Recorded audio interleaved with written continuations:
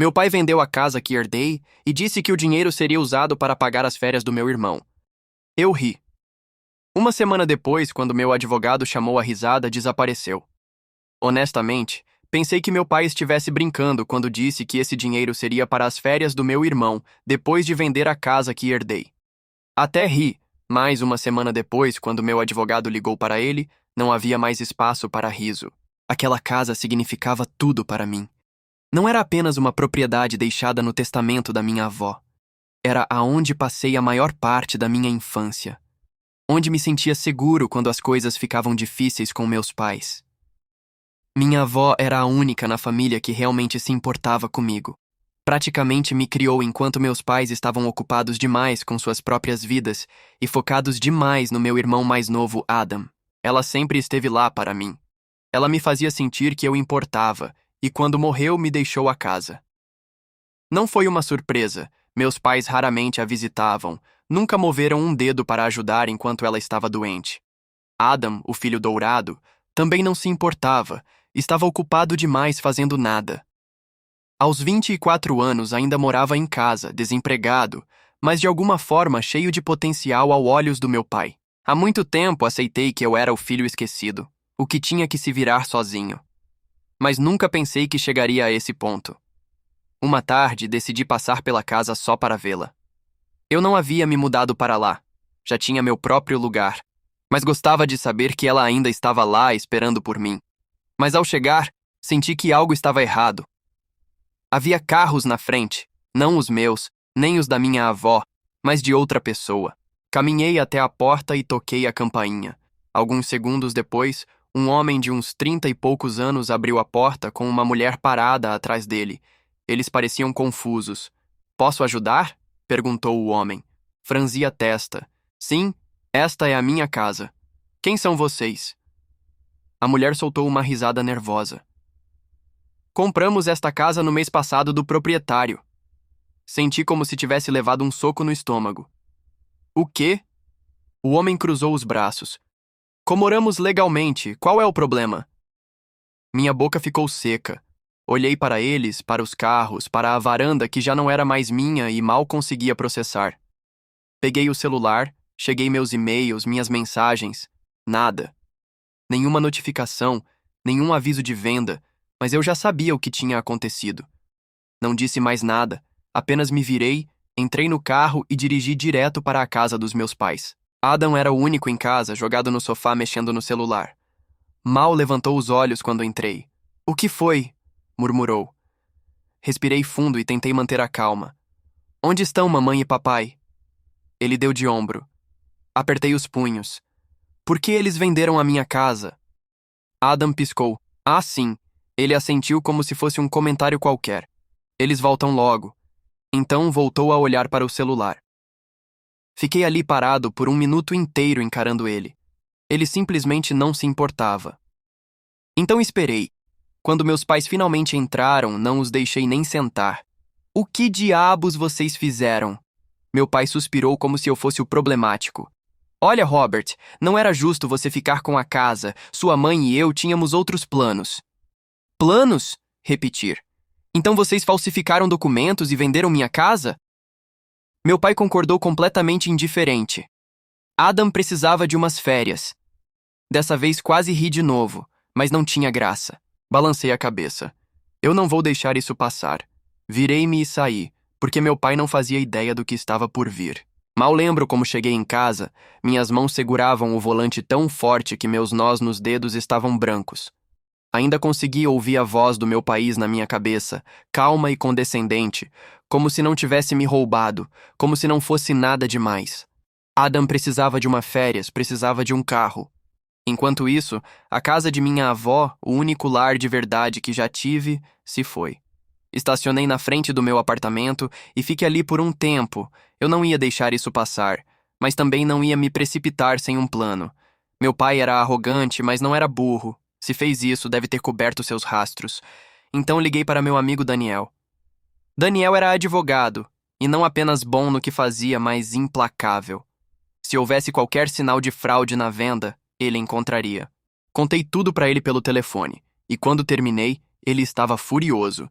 Me encontre amanhã no meu escritório, disse ele. Traga tudo: e-mails, documentos, mensagens. Não me importa se for um cartão de aniversário da sua avó. Se mencionar a casa, eu quero. Não dormi muito aquela noite. Minha mente não parava de repassar tudo. A voz da minha avó, o sorriso do meu pai, a indiferença de Adam, e por baixo de tudo um único pensamento: eles acham que ganharam? Não tinham ideia do que estava por vir.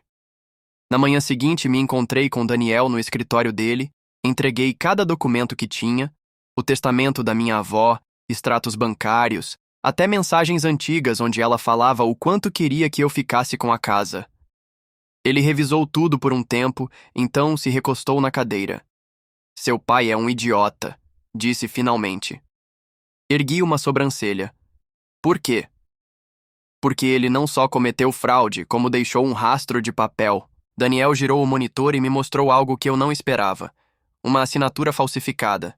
Minha assinatura. Me aproximei. Espera. Essa não é minha. Daniel murmurou. Seu pai falsificou seu consentimento para a venda e fez isso com um otário que já foi investigado por negócios duvidosos. Isso é péssimo para ele, muito péssimo. Soltei um longo suspiro. Então, qual é o plano? Daniel estalou os dedos. Primeiro enviamos uma notificação formal. Damos a chance de devolverem o dinheiro antes de levarmos isso ao tribunal, mas sobre o que você me contou sobre seu pai, duvido que ele coopere. Nem em 1 milhão de anos, murmurei. Então processamos, e se ele não puder pagar, vai ter que abrir mão dos bens, a casa, as economias, tudo. Assenti, sentindo algo que não senta há tempos, satisfação. Vamos fazer isso. Eu sabia que meu pai não devolveria o dinheiro. Ele era arrogante demais para admitir que tinha feito algo errado. Para ele, eu sempre fui um problema, um obstáculo entre ele e a sua versão ideal de família, onde Adam era o filho perfeito e eu era apenas um detalhe incômodo. Mas agora, ele tinha cometido um erro grande demais para ser ignorado, e eu ia garantir que ele pagasse por isso. Naquele mesmo dia, Daniel preparou a notificação formal, ele enviou pelo correio, por e-mail, e até fez questão de que um oficial de justiça entregasse pessoalmente. Eu quase queria estar lá para ver a cara do meu pai enquanto recebia aquele documento, mas eu sabia qual seria sua reação: desprezo, talvez até riso. Ele achava que podia me tratar como nada impunemente, achava que ia se safar. 2 dias depois recebi uma ligação, era minha mãe. Robert, por que você está fazendo isso? Ela perguntou com a voz desesperada. Apertei o celular contra a orelha. Você quer mesmo que eu te expliquei? É só uma casa, ela insistiu. Seu pai e eu tomamos essa decisão porque achamos que era o certo. Você já tem seu próprio apartamento, Robert. Você não precisava daquela casa. Fechei os olhos por um instante tentando controlar a raiva. Eu não precisava? Você está falando da casa onde fui criado, da casa que minha avó me deixou porque ela sabia que vocês nunca se importaram comigo e vocês venderam para bancar férias do Adam. Vocês acham isso normal? Não é assim tão simples. É exatamente assim. Interrompi. Vocês falsificaram minha assinatura. Isso é crime. Minha mãe ficou em silêncio por um momento. E eu soube que ela sabia que eu estava certo. Mas no fim, ela apenas suspirou e murmurou. Você sempre foi tão dramático. Eu desliguei o telefone. Não havia nada para discutir. O prazo para a resposta da notificação venceu sem nenhuma tentativa de acordo, nenhuma surpresa. Meu pai realmente acreditava que eu não teria coragem de levar isso adiante, então Daniel entrou com o processo. A reação não demorou. No dia seguinte, Adam me mandou uma mensagem. Adam, sério. Você está processando a própria família por causa de uma casa velha? Que ridículo. E sem humor, Adam, que nunca teve que lutar por nada na vida, achava que eu estava exagerando. Ele não fazia ideia do que era ter algo que realmente importava roubado de você. Não respondi. Ele não merecia uma resposta. Mas meu pai não ficou calado. No fim daquela semana, Daniel recebeu um e-mail do advogado dele, um advogado medíocre, provavelmente um amigo da família que aceitou o caso para nos intimidar. O e-mail dizia algo como: meu cliente nega todas as acusações, a propriedade foi vendida legalmente, qualquer tentativa de contestação será tratada como assédio e difamação. Eu mostrei o e-mail para Daniel. Ele leu, revirou os olhos e soltou uma risada. Ele está blefando. Se estivesse tão seguro, já teria apresentado documentos provando que a venda foi legítima, mas não pode porque a assinatura é falsa. Então seguimos com o processo? Sem dúvidas. Os dias seguintes foram um inferno. Meus pais começaram a espalhar para a família que eu estava tentando destruir a vida deles. Recebi mensagens de tios, primos, até alguns conhecidos me dizendo que eu estava levando as coisas longe demais. É só uma casa. Ele é seu pai. Família é mais importante que dinheiro.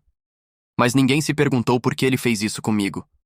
Ninguém me perguntou como eu estava lidando com a situação. Para eles, eu era o vilão. E então, a bomba caiu. Daniel conseguiu um documento essencial, o contrato da venda da casa com a minha assinatura falsificada. Ele pediu uma análise pericial e o resultado foi óbvio. A assinatura não era minha. Meu pai não apenas havia cometido fraude, como tinha sido incrivelmente descuidado ao fazer isso. Isso foi o suficiente para tornar o caso ainda mais sério. Além do processo civil, agora tínhamos evidências para abrir um caso criminal contra ele. No dia da primeira audiência, vi meu pai no tribunal pela primeira vez desde que tudo começou. Ele estava sentado ao lado do advogado, com uma expressão de tédio, como se aquilo fosse uma perda de tempo. Minha mãe não apareceu. Adam também não. O juiz começou a sessão. O advogado do meu pai tentou argumentar que não havia provas concretas de fraude.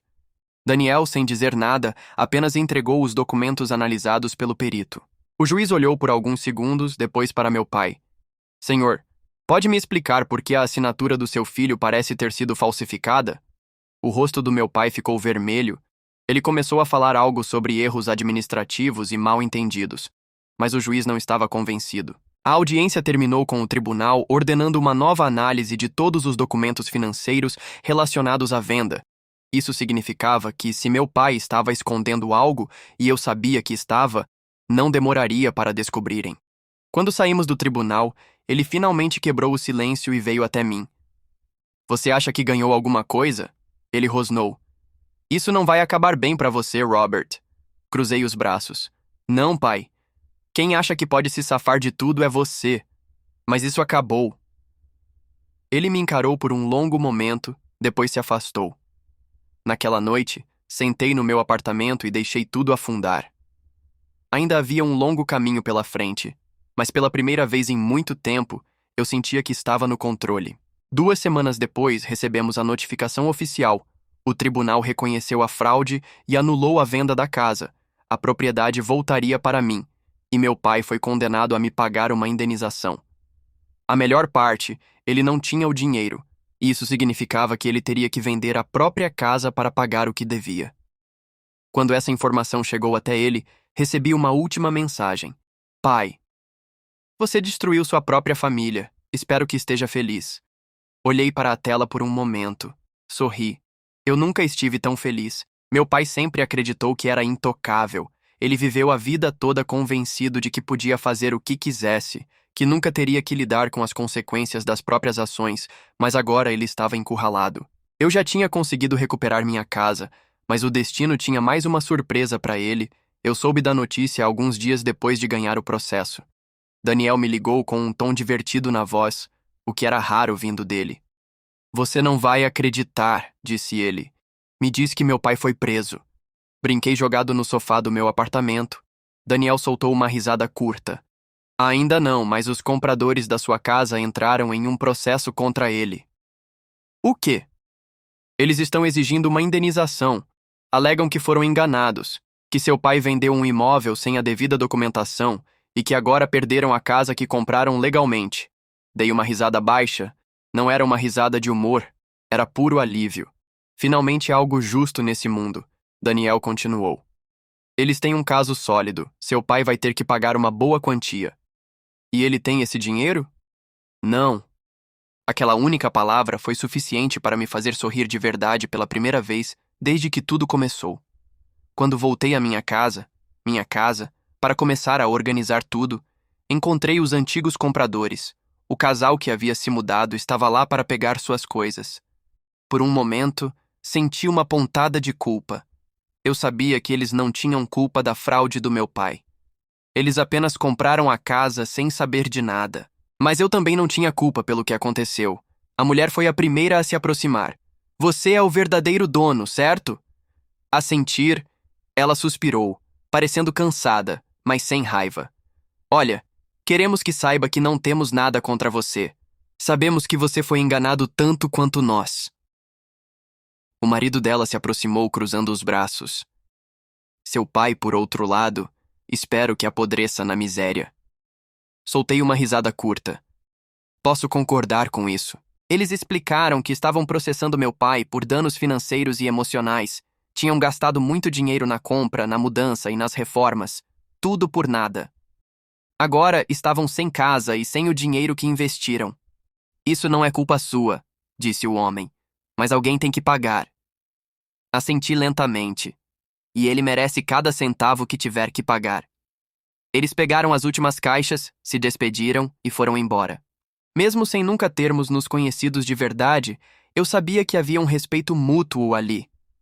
Eles não me viam como um inimigo, e eu entendia perfeitamente porque estavam processando meu pai. Agora, com minha casa de volta, pude finalmente respirar. Era estranho estar ali depois de tudo que aconteceu. Andei pelos cômodos, sentindo o peso de cada memória. O cheiro ainda era o mesmo. O barulho do vento passando pela janela do quarto ainda era familiar. Era como se a casa tivesse estado esperando por mim o tempo todo. Eu não me arrependi de nada. Minha família inteira me via como um traidor agora. Minha mãe não ligou desde a última vez que nos falamos. Adam, como esperado, postou indiretas ridículas nas redes sociais, falando sobre como a inveja destrói famílias e como o dinheiro não compra amor. Que quando vi aquilo, o mesmo cara que viveu a vida inteira às custas dos meus pais, que gastou o dinheiro da casa que me pertencia em férias, estava tentando bancar o moralista, mas eu não ligava. Por anos fui tratado como se fosse descartável, como se minha presença fosse tolerada, mas nunca desejada. Minha avó foi a única que me fez sentir importante, e a casa dela foi seu último presente para mim. Meu pai tentou roubar isso de mim, tentou apagar a única coisa que eu tinha que realmente significava algo, e falhou. Agora, ele estava prestes a perder tudo. A casa dele provavelmente seria vendida para cobrir as dívidas. Adam não teria mais onde ficar, minha mãe, que sempre escolheu ficar do lado do meu pai. Agora teria que escolher entre bancá-lo ou deixar que ele se afundasse sozinho. E eu? Eu estava bem. Pela primeira vez me senti em paz. Não me arrependo de nada. Se pudesse voltar no tempo, faria tudo de novo. Se tivesse que enfrentar minha família no tribunal mais uma vez, não hesitaria, porque finalmente aprendi uma lição que deveria ter aprendido há muito tempo.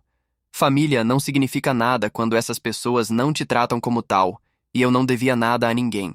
A notícia de que meu pai teria que pagar não só para mim, mas também para os compradores, foi o golpe final. Ele tentou recorrer, tentou alegar que tudo tinha sido um mal-entendido, tentou até se fazer de vítima para o juiz, mas a verdade estava escancarada diante de todos.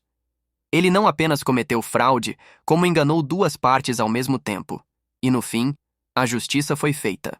A sentença final determinou que ele teria que pagar uma indenização significativa tanto para mim quanto para os antigos compradores. O valor era alto demais para ele cobrir com o que tinha, e como já esperávamos, ele teve que vender sua própria casa. Foi um processo humilhante. Ele tentou evitar de todas as formas, até cogitou colocar a casa no nome de outra pessoa para esconder os bens, mas Daniel estava um passo à frente e garantiu que isso não acontecesse. Eventualmente, sem saída, ele colocou a casa à venda e, ironicamente, a mesma casa onde ele e minha mãe viviam acabou sendo comprada por estranhos. Minha mãe entrou em desespero. Pela primeira vez, ela parecia entender as consequências de tudo que tinham feito. Tentou me ligar algumas vezes, mas eu nunca atendi. Não havia mais nada a dizer. Quando finalmente se mudaram, meu pai ficou com um apartamento pequeno em um bairro muito mais simples do que o luxo que ele estava acostumado. Minha mãe foi com ele, porque no fim das contas, sempre foi cúmplice. Adam, por outro lado, entrou em um estado de negação total. Ele nunca trabalhou, nunca teve que lidar com responsabilidade alguma e, de repente, se viu sem casa e sem a mesada que sempre recebeu. No dia em que tudo se resolveu, ele teve a audácia de me procurar. "Você é um desgraçado", disse ele. Furioso, você destruiu nossa família por causa de uma casa velha. Eu ri, mas não de felicidade. Era uma risada amarga de quem finalmente percebeu o nível de alienação em que ele vivia. Eu destruí nossa família? Perguntei, cruzando os braços. Não foi o nosso pai que vendeu uma casa que não era dele? Não foi ele que falsificou minha assinatura? Ele bufou. Ele só queria ajudar. Ele queria ajudar você. Como sempre, ele me olhou como se eu fosse um estranho. Você sempre foi invejoso, sempre odiou que eu tivesse tudo fácil e você tivesse que se esforçar. Essa foi a gota d'água. Eu me esforcei porque não tinha outra escolha, porque enquanto você era mimado e protegido, eu tive que me virar. A vovó foi a única pessoa que realmente se importou comigo, e vocês tentaram roubar a única coisa que ela me deixou. Ele revirou os olhos. Ah, por favor, não vem com esse drama. Eu me aproximei dele e mantive a voz firme. Presta atenção, Adam, porque essa é a última vez que vamos nos falar. Você é um parasita. Passou a vida toda sugando tudo dos nossos pais sem nunca mover um dedo para ser alguém. Mas agora eles não têm mais nada para te dar. E eu? Eu não te devo absolutamente nada. Ele ficou em silêncio. Pela primeira vez, parecia sem palavras. Você quer saber como isso vai terminar? Continuei. Papai vai passar o resto da vida amargo e quebrado, e mamãe vai continuar fingindo que nada é culpa dela. E você? Você vai ter que aprender a se virar sozinho. Boa sorte com isso. Então simplesmente me virei e fui embora. Nunca mais olhei para trás. Nos meses seguintes, fiquei sabendo de algumas coisas. Meu pai tentou voltar ao mercado de trabalho, mas não conseguiu nada que pagasse o suficiente para manter o estilo de vida que estava acostumado. Minha mãe, sem saber o que fazer, passou a viver de bicos. A casa deles foi embora, os bens de luxo foram vendidos e pela primeira vez na vida, eles sentiram o que era perder tudo. Adam tentou pedir ajuda para outros parentes, mas ninguém queria bancá-lo. Ele acabou tendo que dividir um apartamento com 2 conhecidos e finalmente teve que começar a procurar emprego. Ouvi dizer que ele passou um tempo reclamando, dizendo que eu arruinei sua vida, mas depois que a realidade bateu, finalmente percebeu que precisava crescer. E eu? Eu segui em frente. Fiquei na minha casa e reconstruí minha vida, sem peso na consciência, sem arrependimento algum. Cortei laços com minha família e, pela primeira vez, me senti livre. Porque no final, eu aprendi algo valioso. Família não é quem divide o sangue com você. Família é quem respeita você. E aqueles 3. Eles nunca foram minha família de verdade. Eu não olhei para trás e nunca mais precisei.